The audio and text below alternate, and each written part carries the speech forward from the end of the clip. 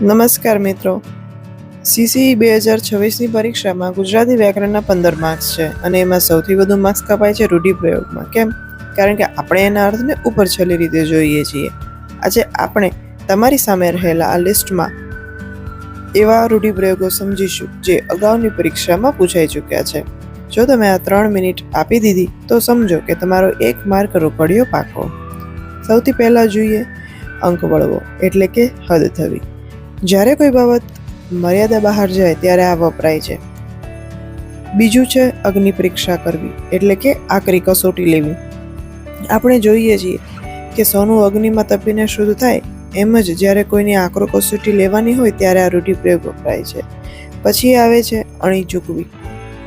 પરીક્ષામાં 1 માર્ક માટે રહી જઈએ ત્યારે આપણે કહીએ છીએ ને કે તક ચૂકી ગયા. બસ એ જ આનો અર્થ છે. મિત્રો, આ નાના નાના શબ્દો જ પરીક્ષામાં વાક્ય પ્રયોગમાં પૂછાય છે એટલે એના મૂળ અર્થને સમજજો. હવે બીજા થોડા અઘરા રૂઢિપ્રયોગો જોઈએ. 11 ગણવા એટલે કે જતું કરવું. ઘણા વિદ્યાર્થીઓનો અર્થ ગણતરી કરવો એવું કરે છે, પણ ના, એનો બીજો અર્થ પલાયન થઈ જવું પણ થાય છે.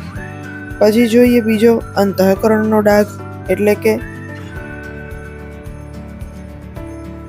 ભારે દગો. જ્યારે કોઈ નજીકની વ્યક્તિ વિશ્વાસઘાત કરે ત્યારે આ વપરાય છે.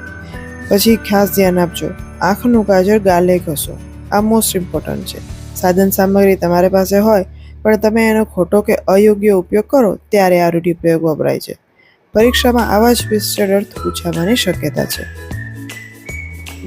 મિત્રો, આ લિસ્ટમાં આંખ ઠરવી એટલે કે પસંદ પડવું અને આંખ ભીની થવી એટલે કે લાગણીસભર થવું જેવા સરળ પણ મહત્વના શબ્દો પણ છે.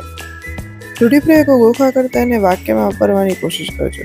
આ લિસ્ટમાં જે શબ્દો છે એમાંથી એકાદ તો તમારી શિફ્ટમાં હશે જ. તમને આ લિસ્ટમાંથી કયો રૂઢિપ્રયોગ સૌથી નવો લાગ્યો? અછો ઓછો વાના કરવા એટલે કે આદર સત્કાર કરવો. અલવિદા કરવી એટલે કે છેલ્લી સલામ કરવી. આંખે અંધારા આવવા એટલે કે તમર આવવાથી ન દેખાવું. આંખે ચડવું એટલે કે બીજાની ઈર્ષ્યાને પાત્ર બનવું અથવા અદેખાઈ થાય તેવી રીતે બીજાને દેખાવું. આંખોમાંથી શ્રાવણધાર નીતરવી, ખૂબ જ રડવું. આંટ મેળવી, મમતા દૂર કરવી.